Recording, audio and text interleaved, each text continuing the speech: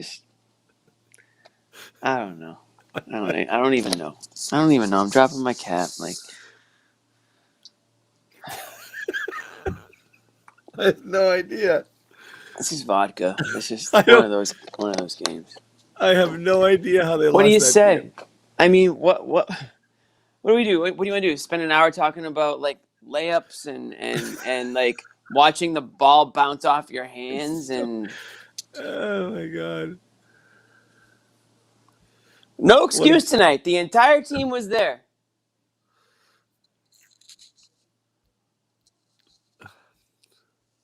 You go. You go first. Good night. Yeah. You know what, everybody? We'll talk to you tomorrow. We'll talk to you tomorrow. We can get down, we can break it down brick by brick. We'll start at the end. I have no idea how they lost that game. Just even on that final play, I've never seen an inbounder literally just Never in my life have I seen panic and throw it. that. Was rec league type inbounds right there. Like the kids just panicking and the coaches yelling, "Throw it in, throw it in." So And then he just throws it to the first guy he sees, and then Jalen Brown's like, "What the hell is this?" And then he sprints down to the other end. Another missed layup. I think he made it a little bit more difficult than he had to, but that's got to go down. And then Stonehands McGillicuddy right behind him, and Rob Williams just put the ball back in, man. Like that's your job is to look, Rob pick up the Williams- trash Rob Williams, between the play at half court that he didn't gain possession after the jump ball, yeah. after the jump ball, and that, like, there are times where you have to treat the ball like it's, like I said, like somebody tossed your baby out of a building while it was on fire, and it lives if you catch it and it dies if you don't. Catch the thing. It's the difference between winning and losing. Catch the ball, Rob. Like, don't just stick a mid out there. Hi, Sherrod. Can you guys hear me? Oh, yes, we got you. I guess it's coming my way. I'll just let Oh, it whoops! roll on by. Dude, stick your mid It's out almost there. like he's like it's almost like the world is like moving too fast for this guy sometimes. You know what I mean? Yeah. What's up, Sherrod? All right, Sherrod and Bobby are at Interesting the night game. for him. Yeah, maybe you guys have a better take or a The different whole view fourth on what quarter. you saw. You know what else sucks? Instead of like waiting to go to all ISO at the 5-minute mark or the 4-minute mark of the fourth quarter, they did it like at the 11-minute mark. Tatum had 4 straight possessions where he just went 1-on-5 with not a pass, all contested shots. I think he made one. Might have even made 2, but it's always a bad omen when that's what you're going to. But Sherrod, Bobby, you guys go. Yeah, miss key shots around the basket, especially for Brown down the stretch there. That was a killer. He had the point blank look there at the end. He had the charge, which was a charge, looking back on it a bunch of times there. And there was another miss down the stretch as well from him. They had a bunch of golden opportunities there. And I agree with you, John. The isolation, Schroeder, smart. Those 3 possessions there that they threw away where they had the stops. Killers down the stretch, valiant possessions. I kind of felt that way in the first half too.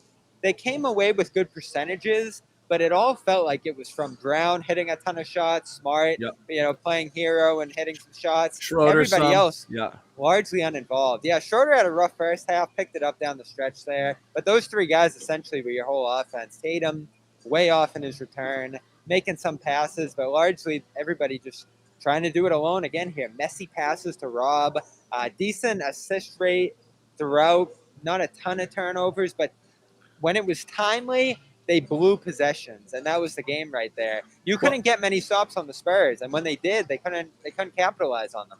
Right.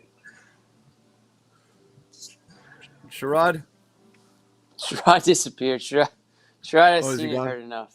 Yeah. Well, we'll bring Sherrod back. I'm gonna nitpick a couple of possessions here. He's back. Obviously, as Bobby said, that late game execution, the offense, just a mess all game. I thought you hit shots, but you didn't produce great possessions. Jalen made a layup with 3 minutes to go at 95. They scored 2 points the rest of the way. They had opportunities, but they went, just kind of with what they normally do. Jalen misses a shot in isolation. Jalen with the charge on that one.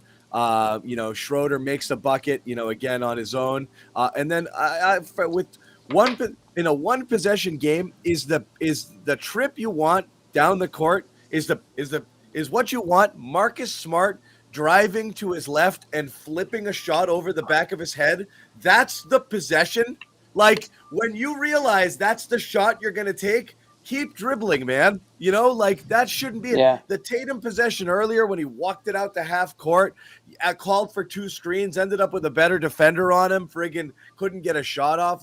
But I mean, the late execution was insane. The ISO all quarter. But Sherrod, go ahead. I know you blipped out here. We haven't gotten your take yet. Guys, the crazy part about this team more than anything else is if they weren't talented and they just totally sucked, this would be okay because you could live with these type of boneheaded mistakes. But the blueprint shows itself every single game. They started the first couple of minutes, ball movement, bang, bang, bang. Next thing you know, they're out to a nice little lead. Then all of a sudden, they stop passing the ball and they go ISO. Lead is gone. Game is gone. Late game execution, you guys pointed to earlier. I mean, that's going to be an issue for this team all season long. Coming into this game, Jalen Brown is one of the better. Is like a top 15, top 20 scores in the first, second, and third quarter. But when you get to the fourth, he's like 40, 45-ish around the league. They don't know how to close teams out when they have them. And the thing about San Antonio, and we all know this, they're going to make you work for everything you get. You're not going to get anything easy, and they want you to play that style. They want you to go, 1-on-5. They're making it hard on you that way. It's unreal. Brown got the looks late though, Sherrod. Like those are dream looks for him, especially the last one. The finishing there is baffling because he's a great finisher. Especially in traffic. At the end, it's bad luck because that was a good look there, and he is good finishing at the rim. Everything that led up to it, though, is why you were in that situation in the first place. Right, and that's the problem. It shouldn't have come to that. You should have had a 5, 6, 7, 8 point lead at that point, as opposed to trying to tie the game up. And that's the problem with this team. They don't value those possessions in the first, second, and third quarter that are 50-50-ish possessions where you have it can go either way, and they don't do the necessary things to seal those plays off and make them positives for them. I mean, it's tough too. This was a 40. I mean, Jesus, it's a 41-point second half for each team. You hold the Spurs to 41 points in the second half. They went back and forth the whole second half. You should have just blown their freaking doors off, man. I thought it was coming. You thought there would be a run there. It should have. It should have. Well, because here's the thing. In the beginning, I wasn't actually that mad defensively because I actually thought the defense was great. I thought they challenged a lot of those shots that were falling that really don't fall for San Antonio. They're not as good a shooting team as they were in the first half. So you knew that they would regress to the mean, and they did. And the shots weren't falling with the same regularity, except for that ridiculous one on Rob where he really played good defense late off the backboard there. But for the most part, they challenged a few shots. It wasn't one of those games where they're just missing assignments and leaving shooters open. They got out and contested. Spurs hit a way higher percentage of shots, especially threes in the first half than you expect them to. And then it kind of regressed. But this offense, man, what are they doing? We talked about Tatum and Tatum's first game back. Tatum and Brown, first games Brown was back. We saw them working with each other, and they clearly was like a memo. Guys, involve each other, okay? Pass to each other. In the first 2 to 3 games, we were tracking it. They did it. Tonight, do you remember any exchanges with Brown and Tatum? And again, they weren't on the floor at the same time all the time. Do you remember them playing off each other at all tonight? Not much. It was my ball, your ball, my ball, your ball. It's just a little bit early. Tatum getting downhill, swinging it out. But the spacing killed them, especially you return to the double big lineup, and you're stuck that whole opening stretch there. Spurs called an early timeout. They got right offensively and started just punching you over and over again with shots. And you couldn't really respond on the offensive end, even when you got movement. There weren't finishers out there. They rotated out on Brown on those opportunities. He had to go to Smart. You can't go to Al or Rob right now. So we've talked about the inevitable return of that lineup all year, and how it just wasn't a great way to start games. And it didn't even defend this time, which is what you would have liked it to do. And that just set an awful tone for the game. From there, yes, Brown and Tatum didn't connect all that much. Nobody really got going off the ball. There was some good movement from Smart and others throughout. But for Grant, Langford, Richardson, even Schroeder dribbling into oblivion, nobody really involved and active offensively. It's the same thing we're going to keep talking about for literally the rest of time. Why are we obsessing over Tatum and Brown becoming playmakers or playing off each other? Because either they have to do that or there has to be a point guard who can get everybody their shots. And they don't have that. I don't care. The Marcus Smart defenders are missing the greater point. He's not bad at passing. He's just not that guy who's going to control the offense with the ball in his hands at all time and find people, constantly putting people in a position to score. Maybe those guys don't really exist like they used to anymore. Maybe more point guards are really score first sort of guys. But at the end of the day, Tatum and Brown need somebody to be a floor general when they're out there and distribute the rock. You know, you need friggin' Rondo back in the day. Like, you need a guy who's looking for you when you're in the best position to score, and that's their job. I don't know that we have that, so you need these guys to play off each other, and they don't. So when you have that games like this and the shots don't fall, if one of the two is ice cold, it's always a dogfight. You know, We're gonna hear from Jalen right now. I will be right back. All right, go get him, Bobby. So I don't know, Sherrod, other observations tonight? Just again, it feels like Groundhog's Day with these guys on so many levels. I mean, there's certain things they do every single game that clearly work, and then for no apparent reason, they deviate from that. Ball movement has got to be the foundation of what they do offensively, and defensively, they just have to be more on a string with each other. I thought there were some lapses where guys didn't seem to know where they were supposed to be, when they were supposed to be there. And it puts when you play a team like San Antonio who's playing as well as they have been of late, you can't have those mistakes. And Popovich, again, I thought, he did exactly what Popovich does. He figures out a way to get the most out of what he's working with. That's what he does. Sherrod's right, man. Devontae and Murray kid he's an all-star. I mean, he's an all-star. You look at his ability to defend, his ability to score, beat guys off the dribble. He did all the dirty work that had to be done when it needed to be done. What are we? Yeah, there's your possible point guard. Is he available? Is he not available? What would it cost? Murray. Why in the world would they move him? Why would they do that? Every time I have every time I watch another team, I have such envy. You know, I'm like, if you're Brad Stevens and you decide, listen, the Tatum Brown thing isn't working and Brown it becomes available, then I'm just saying like that could be a point guard that could be on the radar. That's all. I'm not saying it's going to happen or it's a rumor or anything, but I know that's a name that a lot of Celtics fans have thrown out there over the last year is Murray in San Antonio, and it would cost it would cost a lot to get him because he is an extremely talented player. Absolutely. They're not getting him. I know they're not getting him, but we can dream.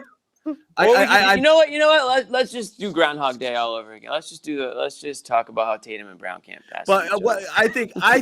How about this though? I think we can take the conversation of guys you want that other teams don't want to trade you, that you don't have anything you can offer them for in the first place, and retire those conversations.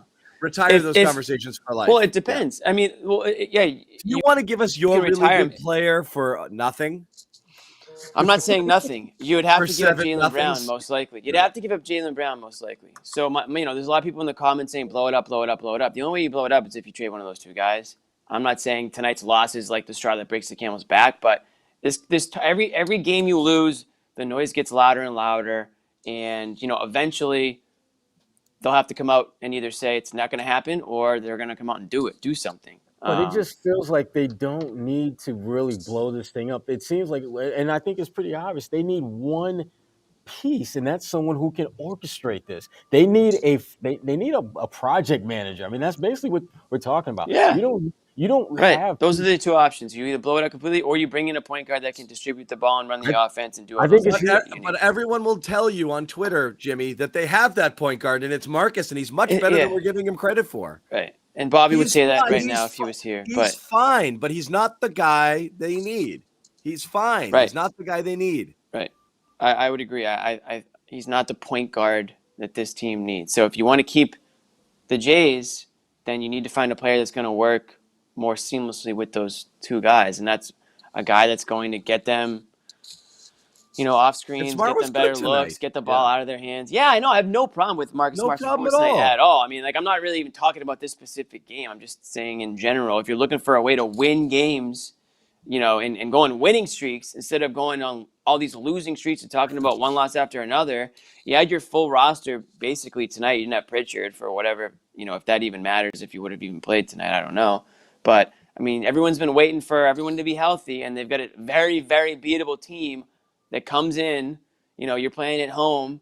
You have every reason to win this game, and it was a close game from start to finish. They could never break away from the San Antonio Spurs, and this is not your older brother's San Antonio Spurs. This is a pretty below average NBA team right now that should have no business coming into Boston.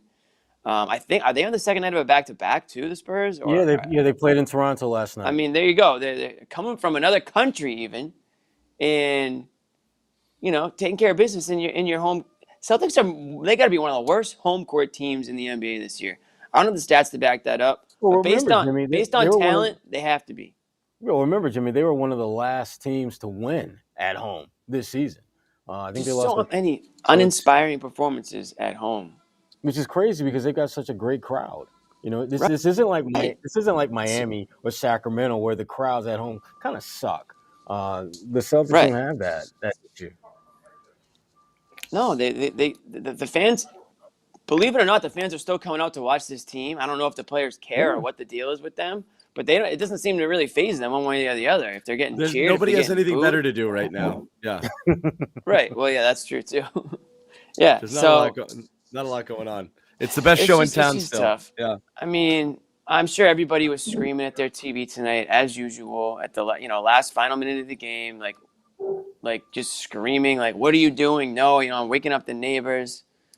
It's just one of those seasons, man. Like Sherrod said, it's Groundhog Day. Every game, I almost dread coming on this show sometimes. I'm like, what the hell am I gonna say differently?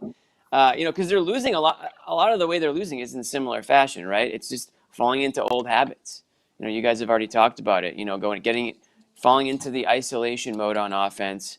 I thought the Spurs were out hustling them a little bit in this game. I'm not going to say the whole more than the other guys did, but they were getting the balls.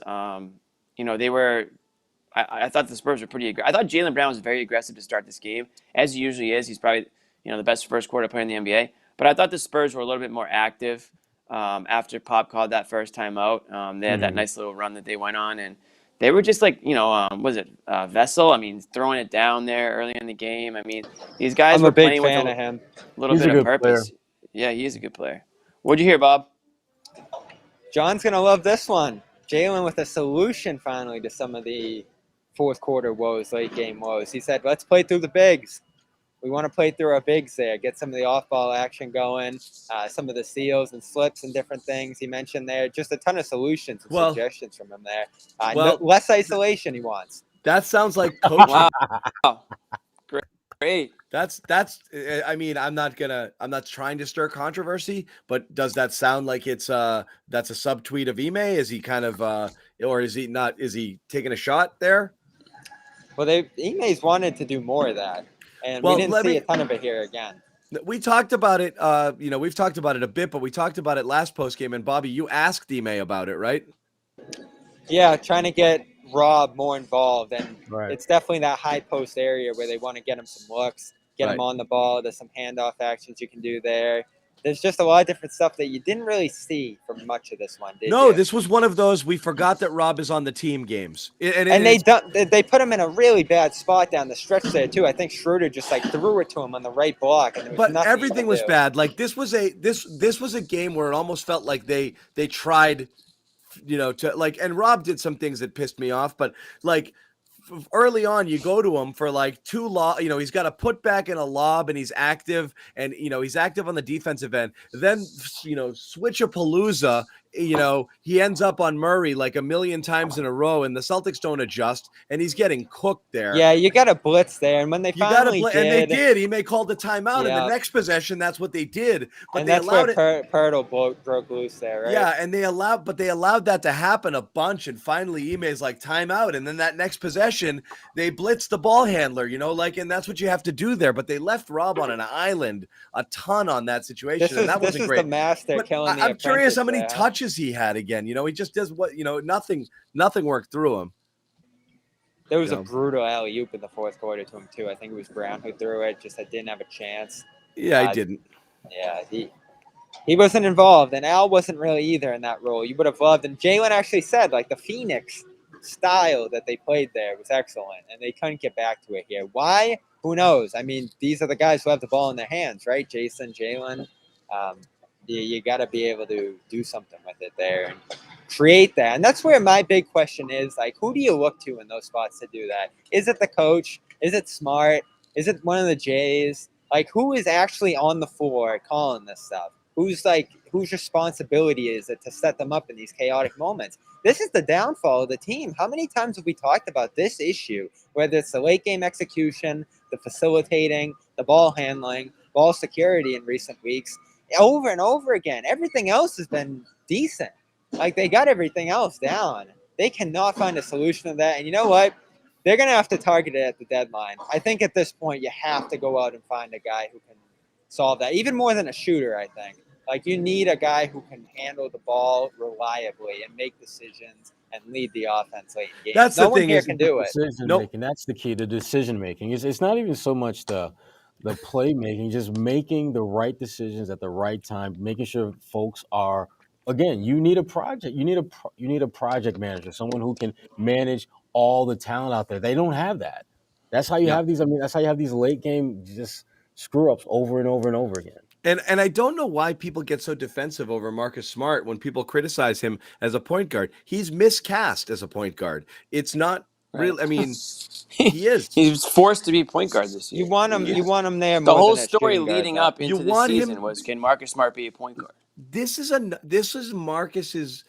the critique of Marcus day one of his career. What is he? He's not a true point guard, but he's a shooting guard that can't really shoot. So, and then when he got to the league, I think a lot of people thought he was going to be a little bit more dynamic in his ability to score at the rim, and he couldn't really do that either. So what Marcus does is about as much as Marcus's abilities will allow him to do, and what you get out of him is a bonus because he's not particularly I'm going to push back on that a little bit. He's not a natural point guard, and he's certainly not a two guard because he's just not enough of a scorer. So he's a jack of all trades guy who right now is clearly the best option they have at point guard, but he's not the answer. It's not a knock on him. He's still a good player and a valuable player. He's just doing something that they need something different. That's it. I'll agree with it. It's not a knock on him. They need someone better in that role. That's it. But he's done a really good job with it for the most part this year, I think. Even early in this game, spreading the ball around. He's the only guy who connects with Rob consistently. He's got a great mindset in that spot. He's taking less shots for it, right? And he's getting downhill a ton too, drawing free throws like he did on Sunday. There's a lot of good things he's doing in that position. They need a lot more, or they need to concentrate it more on him. I feel like that's a possible solution to it. You could go to him more in those spots, have the ball in his hands more, and have other things happen away from him. The tough thing, like you said, John, though, is that he's just not enough of a threat as a scorer at that spot. Like, he's not going to draw a ton of defense and find other guys off of That's him. the thing if he could, sorry, Sherrod, just real quick, if he could get to the rack like Schroeder could, it's a different thing. You're respecting a different aspect of his game. There's really not much you have to worry about Marcus Smart offensively. You actually, at the end of the day, want him to take threes. That's a win for your team. He's a 31% shooter. You don't care what if he does. If Marcus you Smart live takes, by it. that's your by design. You want him to take threes. That's a good defensive possession, and he's really not going to get by you. Sometimes he can bully smaller guards in the post. That's probably the only thing he can do offensively. Where he's got an advantage over someone. So, right, there's really not much. There's no scoring threat at all. But Sherrod, go ahead. No, I just wanted to get back to what Bobby said earlier about, Jalen talking about playing more through their bigs. I guess what I'm trying to understand is what that's been an option all season. Right. All season long. And it's like whenever they play through Rob and Al, they do pretty damn good. So why do you get away from that? That's what I can't wrap my arms around, how you know what you're supposed to do. You have the ability to do it, and you've done it. And yet at some point you say, nah, screw that. Not just you've done it, Sherrod. You did it like a couple days ago. You have a 29 assist game where Rob has 10 and Al has 7. And it's like, wow, 17 of the 29 assists came through the bigs. You're running these high action, these actions Right. with them coming, and it's like, wow, that was pretty good. Forget it. Let's do something different. Give it a Tatum. I guess that's why when I hear him say that, it's just like I can't put any stock in that until I see them do it for like more Who's than one not game. doing it? Like, Right. let me get into this. I don't know how to say this, or how to ask it, or how you even analyze it. But like, what do you think is going through Tatum's mind on a night like this, where shots not falling, he's not getting tons of touches, Jalen's shot is falling, and he's over there and starts the game 1 for 6, 1 for 7. His mindset now becomes what? I'm going to shoot it every time I get it. It's going to be my turn soon. I need to change my game and affect it in a different way. What's his MO at that point? I wish at that point he just look. I'm just going to get a mismatch and take that little son of a SOB on the block and score. Because this San Antonio team had a number of guys that he was matched with at different times who were significantly smaller. But the problem is you can only be effective like that when Al is out there, when Al is making shots, because Rob is not going to take Pirtle out of the paint. He knows Rob's not going to shoot, and Al is not making shots. So I get it. It's a little bit harder to do that, but I wish there would have been more effort to try to pound the Spurs, go at them in the block. Do you have a problem with the Schroeder Smart combination down the stretch? Not a big problem, because the alternative was Smart and Josh Richardson, and I don't think that would have been necessarily better. Yeah. So Could've- I mean, could've Josh made- would have given you, Josh would have given you, I think, a little bit better defensive presence, but at that point, you needed someone who could get your bucket. Yeah, and Grant's killing you these last couple of games. I know you guys talked a lot when I wasn't on Sunday about how bad he was in that game. I thought he was really rough in this one again, too. He needed to be a little bit more reliable. And I think you said, Sherrod, too, getting to his spots. Yeah. Like, this was another game where I thought the role guys were just so empty. Richardson, Schroeder at times, the Langford minutes really did nothing for you. Again, you're talking about they're just not involved. They're not involved in anything. They're just They're passengers. Romeo, 0 field. Again, you have your full team and you shorten the rotation to only 9 players, which is interesting. Romeo, only 8 minutes, 0 field goal attempts, nothing, literally nothing, statless. That's a rebound and a block. Typical. Richardson, 5 field goal attempts. Grant Williams, 2 field goal attempts. Rob Williams, 5 field goal attempts, and 3 of them were in the first 3 minutes.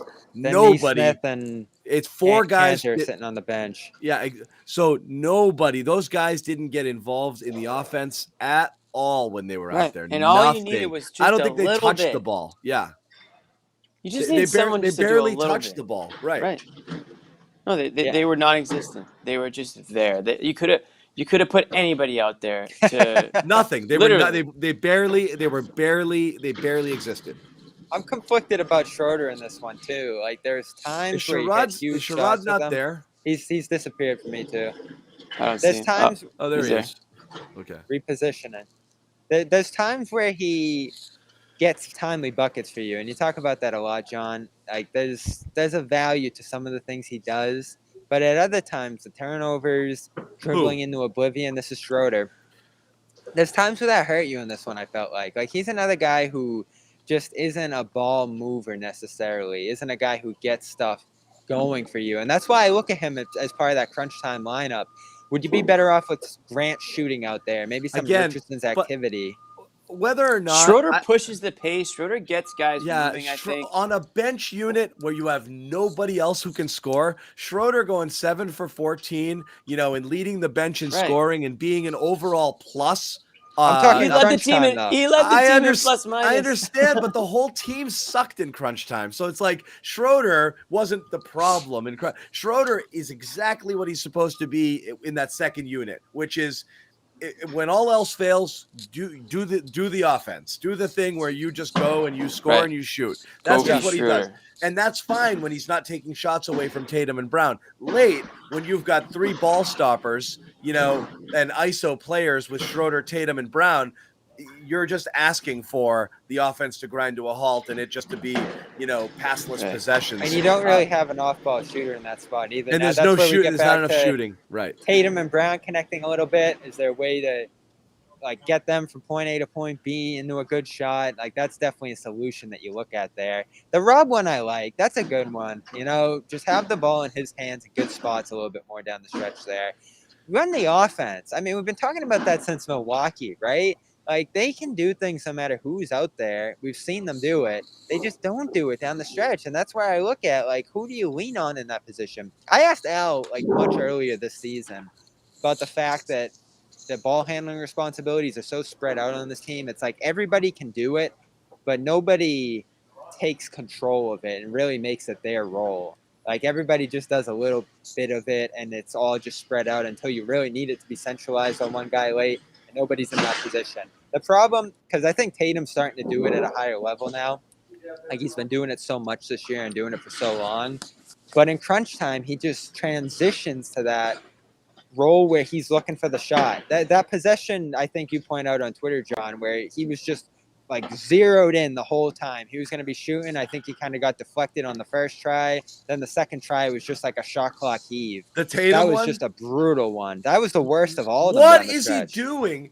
Taking the ball out to half court, and by the way, his heel almost hit the line. But and then it was so ridiculous. It was ridiculous. And then 2 screeners come out almost at the same time. Rob and Smart both went to set a screen, and he uses the Rob screen, and Smart's like, shit, I'm here now. So he uses the Marcus one as well, and a better defender switches onto him, and there's now 5 seconds left on the clock. What was he doing What's the solution, Jimmy? What's the solution there?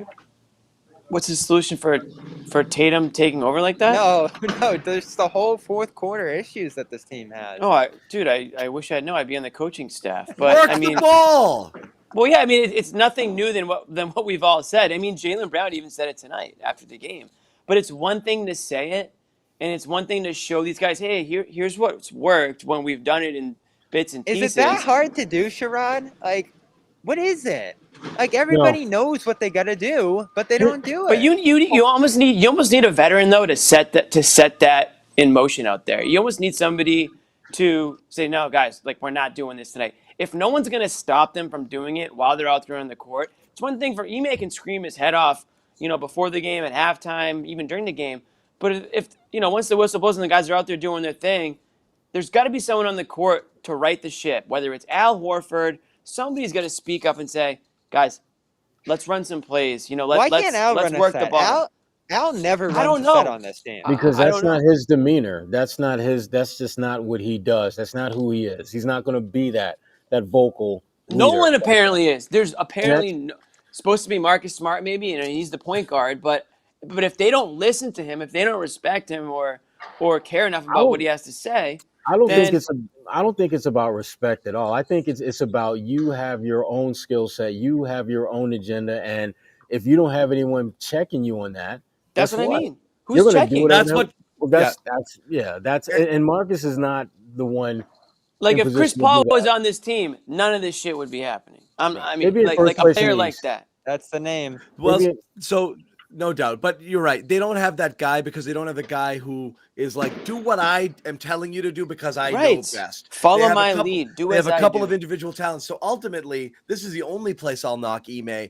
Ime's got to crack some skulls somewhere along the way. If he's truly upset or disgusted by something, he has to set an example or two somewhere along the way, which is to say, we are entering tonight's game, and we are not going to have passless possessions. We are not going to do He won't ISO. pull anybody, though. We are going to play with pace, and the first person he sees doing it, he just next Right. whistle right to the scorer's table, and he comes out and say, doesn't have to yell at him, be like, we don't want that. I'm going to get you right back in. But You saw what Pop did in the first quarter. Exactly.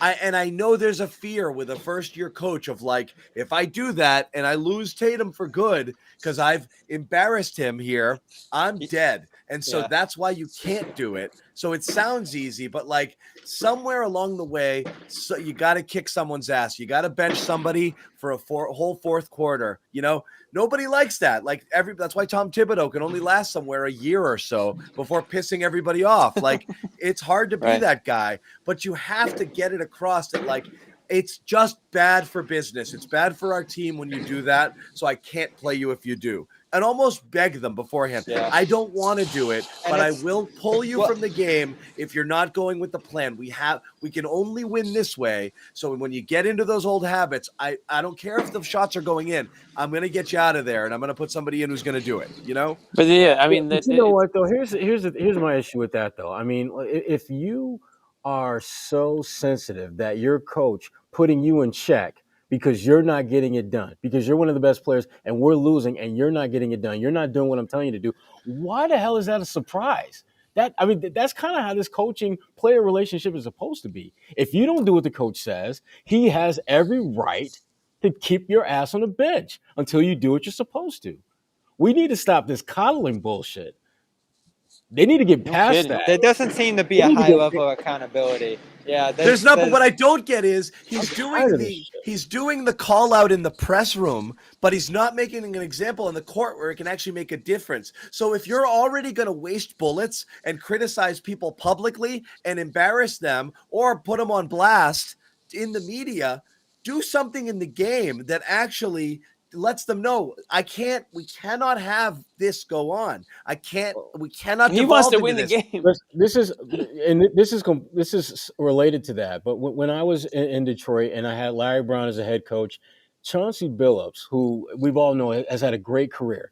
But early on, Chauncey was splitting time with Chucky Atkins. And you know why? Because Chucky Atkins was doing more what Larry Brown wanted to do than Chauncey was. And at some point, the lights flickered on where Chauncey said, well, shit, I got to change my game up a little bit to do what the coach was if I'm going to play more than 25 minutes. Guess what? Mm-hmm. He made the change. They won a championship. That's how it's supposed to go. If you're the head coach, you can't just talk the talk. You just can't talk the talk. You got to walk it too.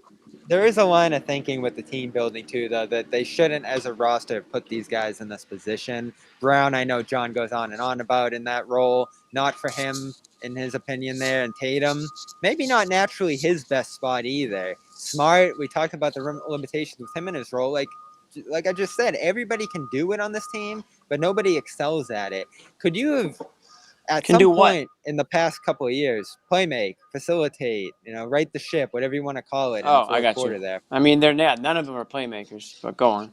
At some point in the last year or two here, when it's this important to you and when it's undermining you this much, would you have used all your bullets on a Ball, a Lowry, one of those guys, like just someone in that position, because it's this important to you? Now, you had Kemba in that kind of position for a little while there. That probably blocked a move like that. But now that he's gone, he was at least a pick and roll facilitator, a guy that could get that going. Now you got nothing. I want Jimmy Butler on loan just for one day to come in, grab a bunch of bench guys, and kick the shit out of the starters. Make them all cry. And then go right back to Miami. That's all I want. You know? Yeah. Can we do that? Yeah. Can we facilitate a type of trade like that? Just one day. Bring him in here. You have him say, I'm going to take Grant. I'm going to take Romeo. I'm going to take whatever. I don't give a crap. But no, it's so sparse. Everybody has gotten that addition. Miami has added Lowry. Chicago's gotten Ball. The Suns got Ball, and that solved all their problems. I don't even know if we said this on Friday. Conley. the Suns were the Celtics before Paul arrived, and now they're the Suns since Paul arrived. It was just that one move that changed everything. That's all this team really needs to change everything now. But is it out there? I don't think it is. It's such a rare player to be able to do that. That's why the best players in the game do that. LeBron, all the others there. Yeah, you're not they going to just settle get the game somebody down. of his caliber. I mean, Chris Paul is he's an unbelievable, regarded as one of the best point guards of all time. Wherever you want to put him, obviously. There's nobody else out there like that, but it's that type of a style on the court and, veteran leadership, he's got, maturity to him. Guys look up to him. They listen to him. It's clear cut. He's sort of like the alpha, player that, has been there, kind of done that type of thing. There's nobody really like that on the Celtics. Al Horford is kind of, in By the terms way, of, to that point, history. who's the best player on the floor tonight? Murray. Yep. Easily. It's not even a question. It's not even. Yeah, it's not even close. And he does all those things for you. I was so impressed by him. Just the Fills up the management. And Bobby, wasn't he a guy that shot-making. Celtics fans have been kind of clamoring for over the last year? I know the Thank you. chat, when we bring that name up, is going to be like, oh, this guy. I This know, is the but guy every who time we won talk the about name it, you're like, you'll have to give up Jalen Brown. And everyone's like, no, never. I want this team forever. Now like, it's okay. too late. It's too late. And again, Bobby, this goes back to my trade scenario. Again, I have to qualify this for everyone in the chat. It's the best option one for the Celtics is find guys to build around the Jays. That's option one. If you can't do that because you can't get those guys because you don't have the assets, no one will trade with you, you miss on your next draft or whatever, then you have to start to consider the trade. And the only way it's going to work is if you catch a guy before he becomes DeJounte Murray. Like a year or two before he becomes that guy, and hope he becomes that guy. So all of a sudden, your 2-for-1, 3-for-1 that looked shitty at the time ends up being a massive haul because you traded for two up-and-coming players who ended up being great, and you got assets along the way. You're doing the reverse of what you almost did with Brown back in the day when you were trying to package him and picks and other players for Anthony Davis. Now Brown is the jewel, and you might have to get younger guys, and that might still get you there. There are teams who are on the receiving end of those deals that are doing pretty freaking fine with their returns, So you have to start looking at the possibility of a group of lesser players or players who have not yet become a capital S star in the league, but might be very, very soon, And again, I'm not advocating trading him, but that might be the only thing that you can possibly do because this idea of like, we need a point guard, so does everyone. No one's going to give you. It's going to be hard. The sad reality is it's going to be hard to find a point guard better than Marcus Smart. I mean, you've thrown out Bane in that kind of trade. Can you go? And listen, I don't like picks. I don't love the draft or this team.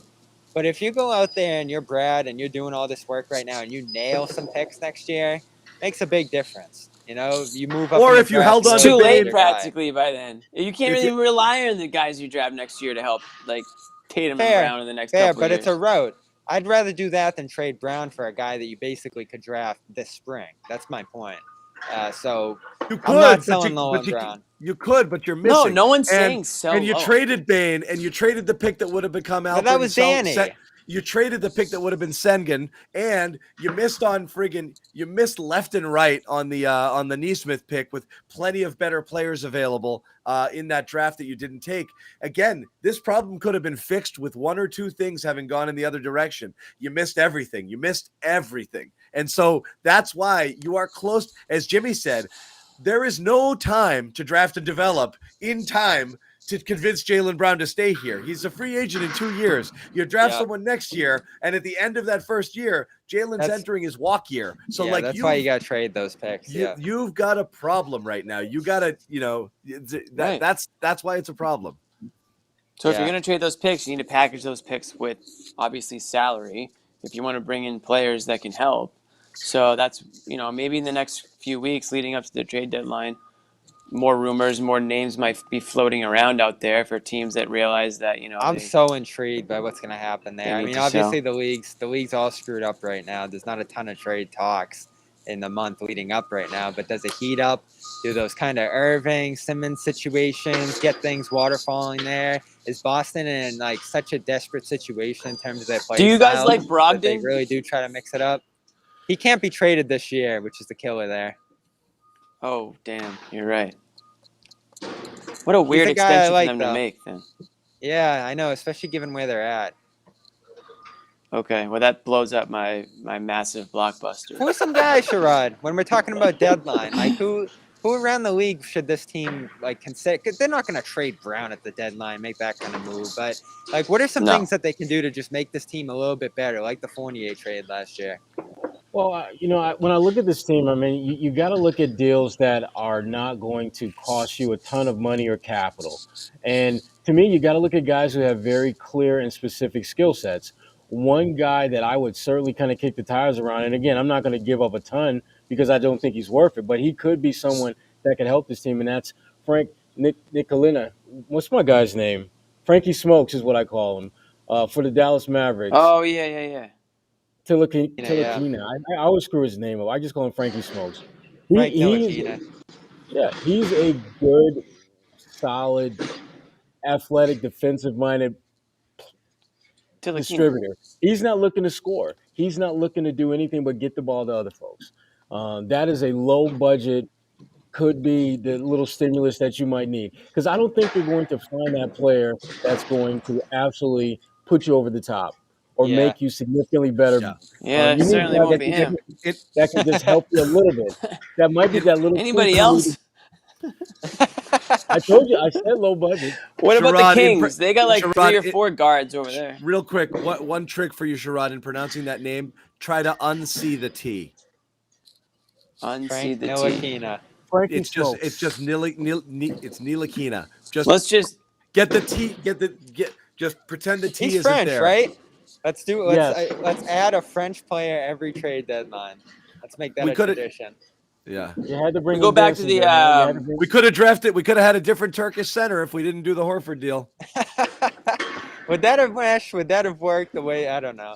But what about the Halliburton well? Are we going back to the Halliburton well at all? Why would someone give you Halliburton? He's amazing. In fact, I know, but we were talking about it last year a little bit. I said make that trade last year, and you said no. And now you're like, shit, it's too late. Wait, didn't I say no?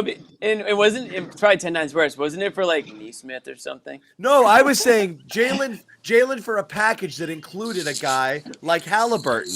And Bobby was like, oh, that's terrible. And like a year later, you're like, oh crap, he's really good. Maybe we should have done that. No, I'm not. I don't think I would do that for Jalen.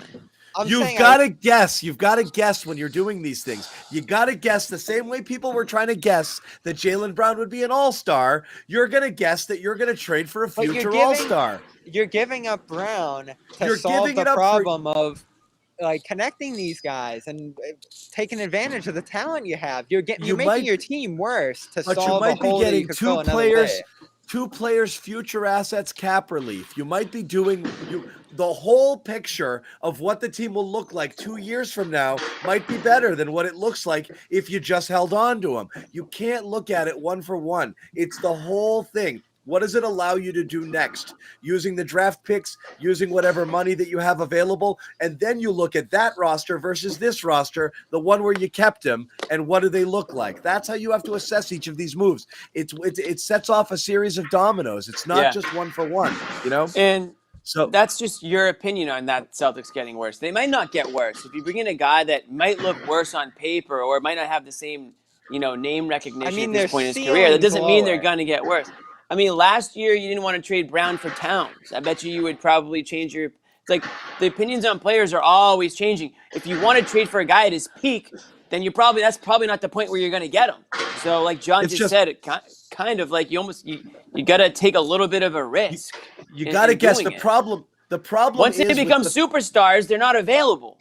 Exactly. You're waiting too long, and then you want something that everybody wants. You got to speculate. The problem with the Celtics fan base, or the way a lot of people look at trades, is the 2 biggest trades over the last 15 years with this team were such obvious slam dunks that you were like, yeah, we're doing that. You knew you won it. One backfired.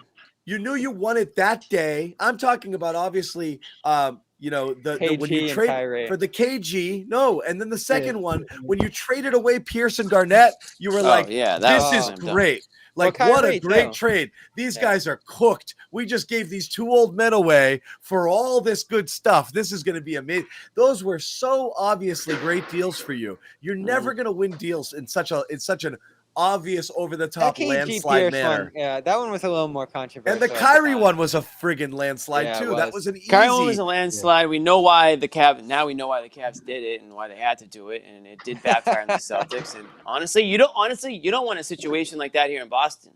With a guy like Brown or Tatum, where now you are taking 50 cents on the dollar because you held on way too long, and now he wants out, and you're just trying to salvage anything. Listen, it is a fallback option just because of all the things you've done wrong to this point. But the guys you mentioned, they were all accessible, and those kind of guys will be accessible again in those spots. You just have to make smart decisions as a team.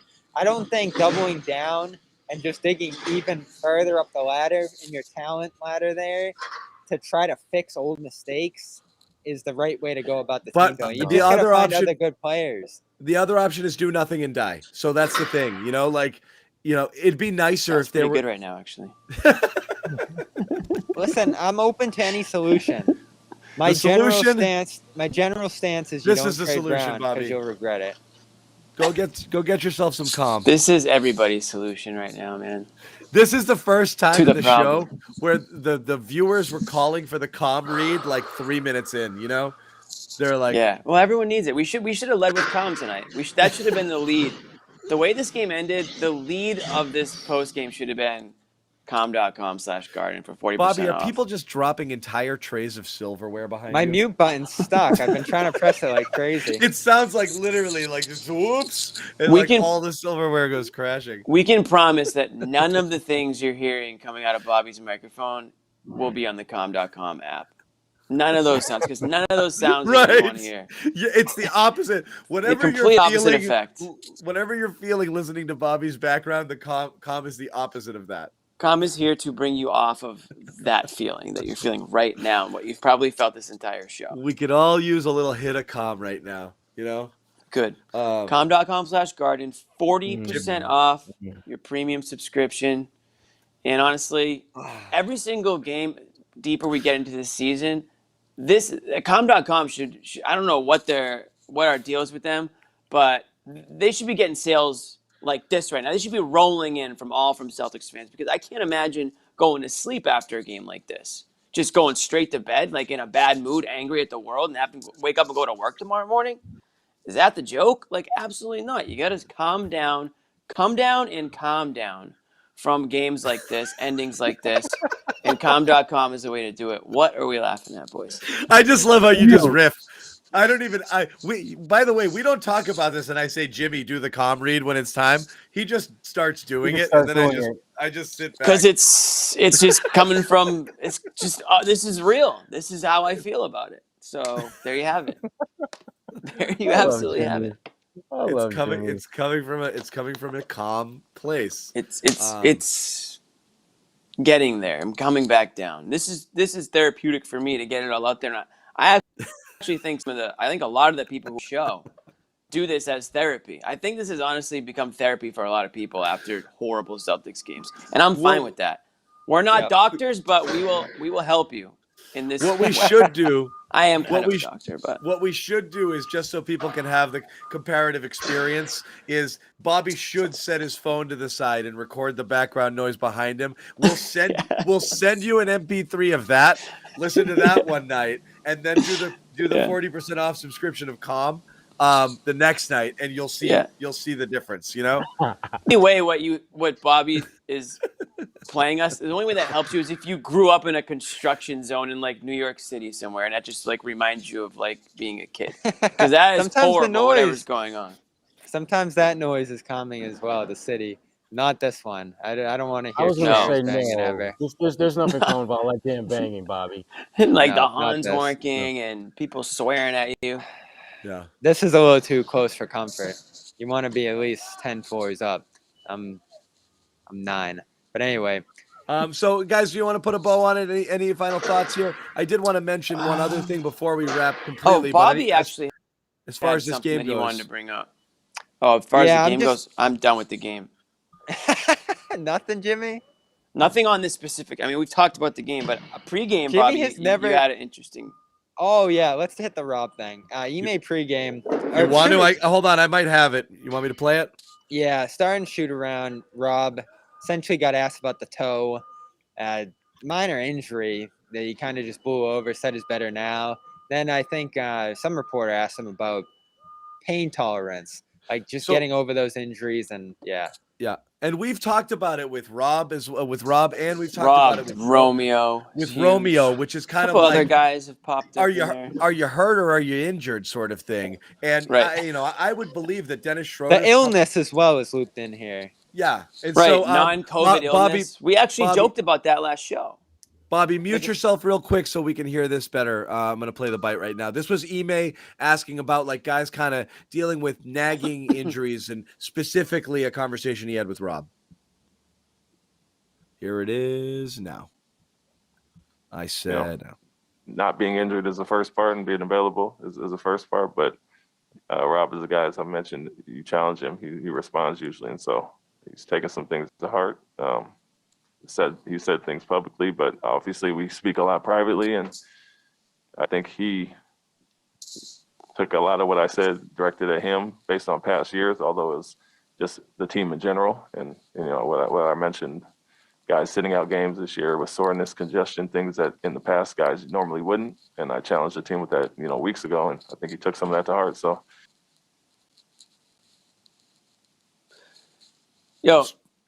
So there it is. So Ime basically hit the team with like, when I was your age, or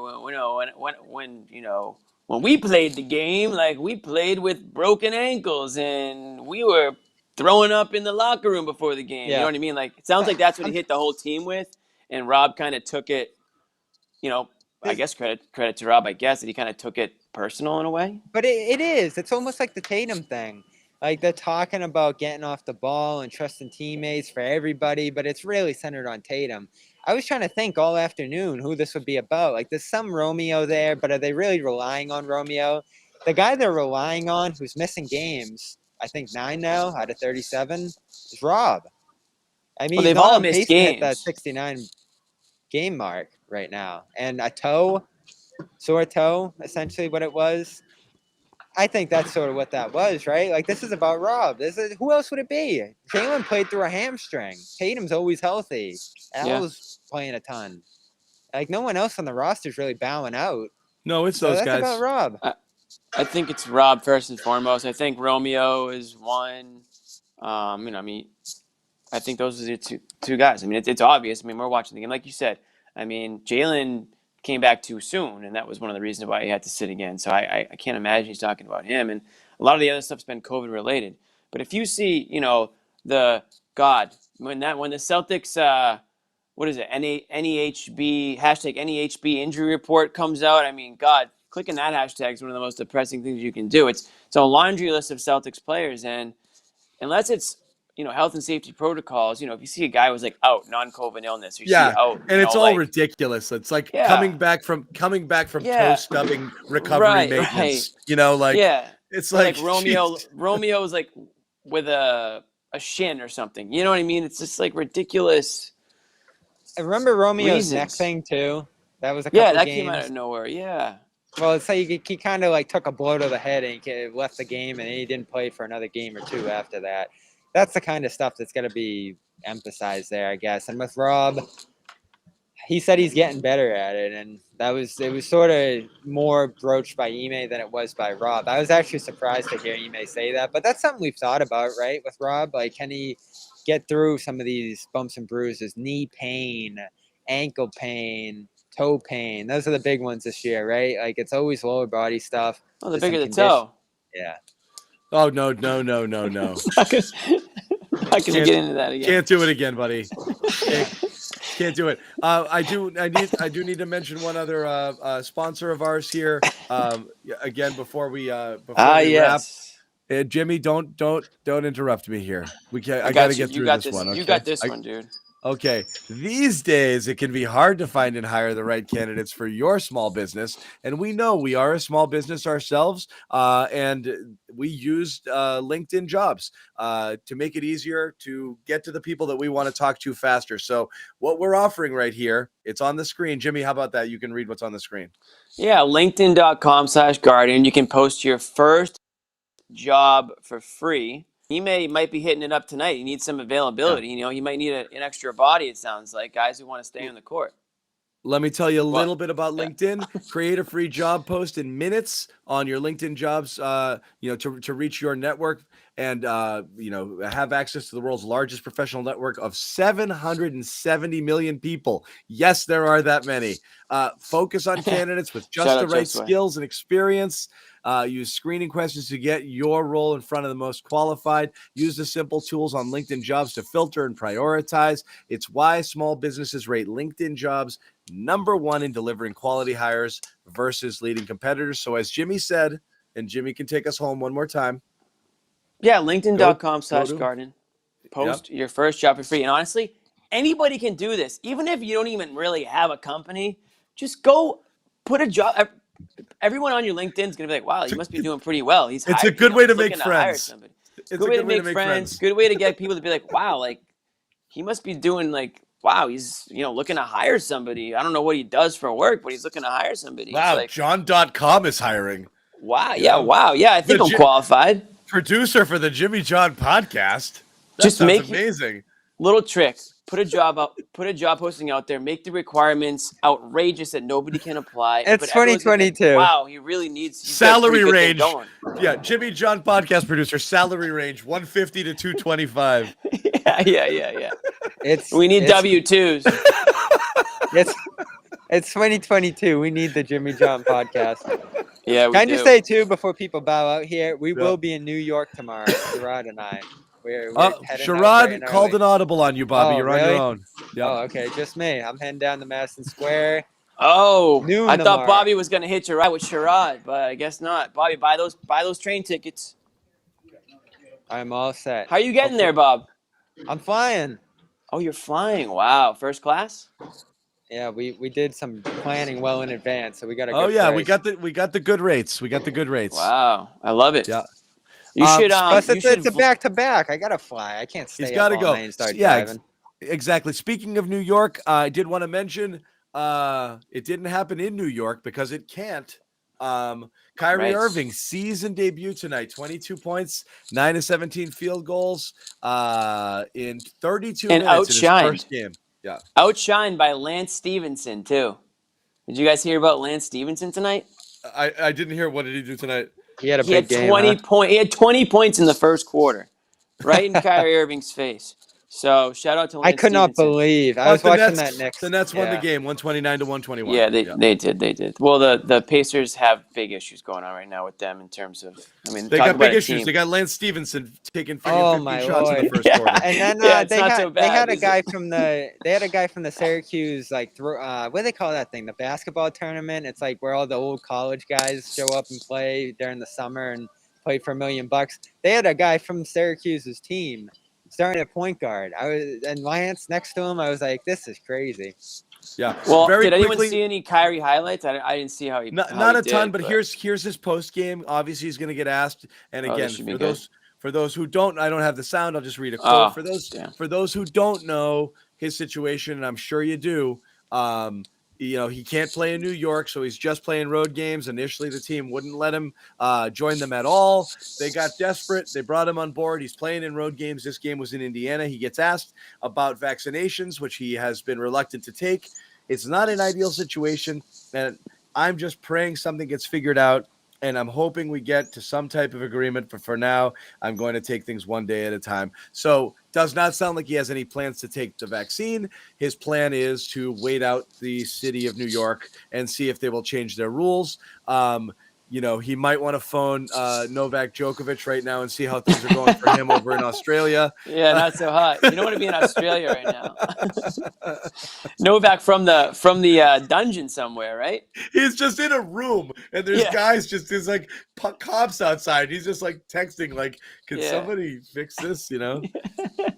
So Well, that's Novak kind of sucks anyway, so kind of funny that happened to him. I like the personality of the other guys much better. Throw the politics and the other stuff out. He's a robot. I like the other dudes, and I didn't want to see him break their records. So, Right. but yeah, this is interesting theater. But this is what's going on with Kyrie. He played tonight. The Nets won. I saw a stat tonight. I think it's like 14 out of 106 something possible games, or 130. No, more than that, 100 something, but it's like 14 total games that the three guys have played together since they've been together. Wow, that's crazy. And a lot Here's of a it, question. And that's Kyrie 3 years. I mean, not 3, but Durant and Kyrie. Obviously, Durant had the Achilles for a whole year. And but Kyrie didn't play a lot that first year either. Remember, he was always and then he went out with the shoulder, right? Yeah. So here's a question for Sherrod: Are the Nets the team to beat now with half part-time Kyrie, or is it Chicago, or will the Bucks make a run? It's still Brooklyn.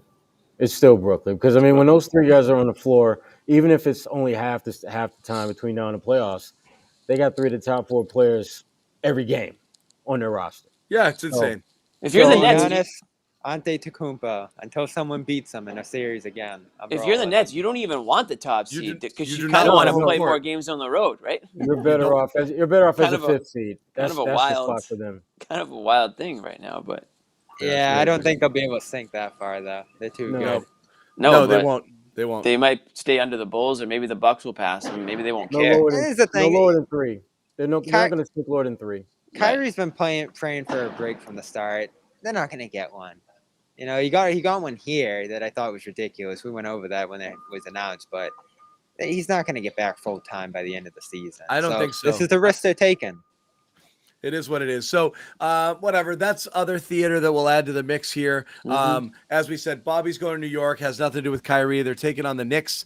Kemba apparently is back to DNP-CDs again, which I'm. No, I thought it was a knee issue. No, I thought, he was like a late scratch in a game. Okay. I thought he just got benched.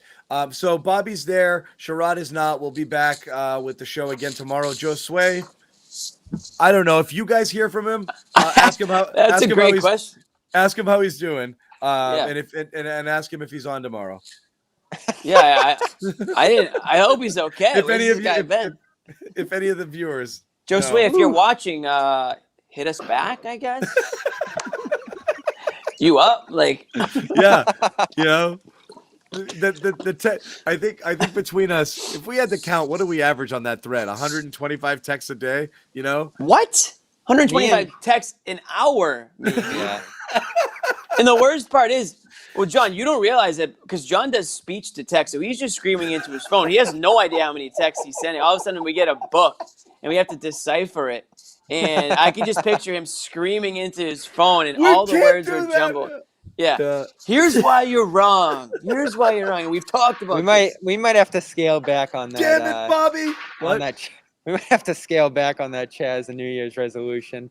Well, that's because you're cheating on us with the Celtics blog Slack, too. You can't keep both things in your head. Oh, my God. You don't even know the other group chats I'm in. It's bad. I bet. Yeah. Sherrod, we spare you from this, but if any point in time you want in, we'll let you in. Yeah. I know what Sherrod's answer on that is. Yeah. Just ask Josue. You can switch. Sherrod doesn't want to see all the trade machines I'm sending. Or Bobby's imagine. I'll wake up and I have text from Bobby at 3:30, 4:30 in the morning. I'm like, what, dude? And the worst thing is I answer Well, look at them. me right now. It's 11 o'clock. I'm at TD Garden. I know. It's just a random link. I'm like, yeah, I'm not going to look at this right now. That's all right, Bobby. I'll be there for you at 3 a.m. playing online poker, and I'll friggin' fire away. That is great.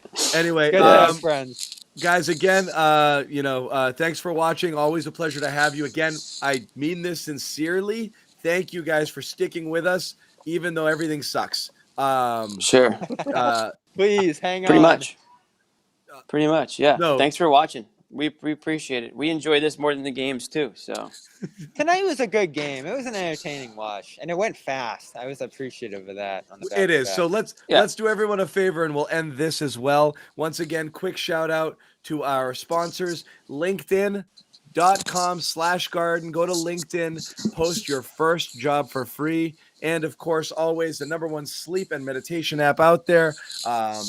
calm.com. Go to calm.com/garden. Receive 40% off a Calm Premium subscription. For all of the guys here on the Garden Report, the great Sherrod Blakely, excellent podcast this week. You guys want to check it out with Gary Washburn, the A-List podcast. Make sure you check that out and subscribe.